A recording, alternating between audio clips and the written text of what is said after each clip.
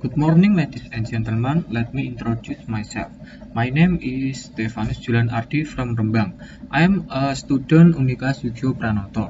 Currently, communication is divided into two, namely verbal and non-verbal communication, of course, but have their own definition and different. Therefore, I will choose to study verbal communication and non-verbal communication. I'll divide my presentation into three parts. The first, I'll be looking at definition of verbal communication on non-verbal. The second, function verbal communication and non-verbal communication.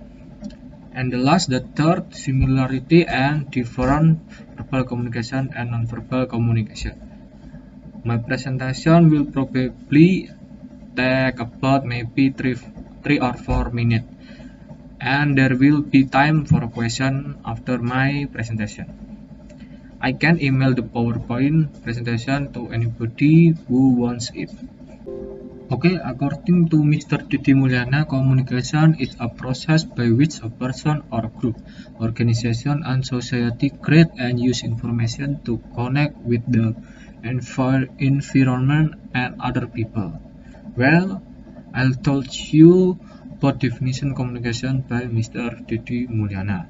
Now we'll move on definition of verbal and non-verbal communication. Verbal communication is communication in oral or written form. The first, non-verbal communication is a communication that generally use body language such as hand move, facial, head shakes, action, and so on. We've looked at definition verbal and non-verbal communication. Next, we will see function verbal communication and non-verbal communication. Verbal communication function. The first, naming. Naming can be said to make easier to identify an object, action, or person. Without communication that use language such as verbal, you will easier get confused when referring to something. The second part of interaction and information transmission. As a tool for exchanging ideas, verbal communication is easier to use. You can convey emotion, information, empathy, intention, and many other things by using word or sentence. The second, non-verbal communication function. The first repeats verbal behavior so stand alone, for example, shaking hand, point forward.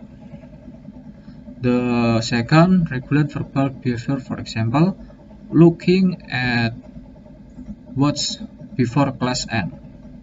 Well, I told you about function verbal communication and non-verbal communication. Okay, next we will see similarity and different verbal and non-verbal communication. Similarity. The first part are arbitrary, ambiguous symbols.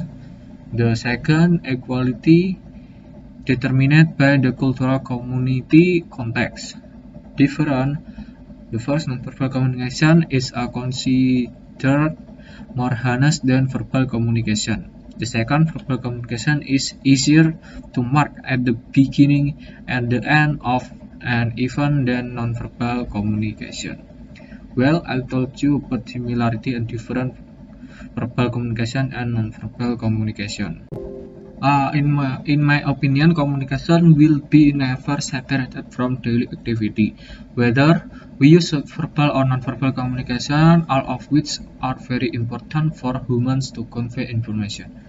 As I said earlier, communication will be separate from daily activity. For example, try to imagine of one day we do not communicate with family member, we cannot ask to pocket money, or other thing will certainly complicate our lives. So that other people will not understand what we want if there no communication. In summary, we can use verbal and non-verbal communication in everyday life. For example, presentation using gesture or symbol.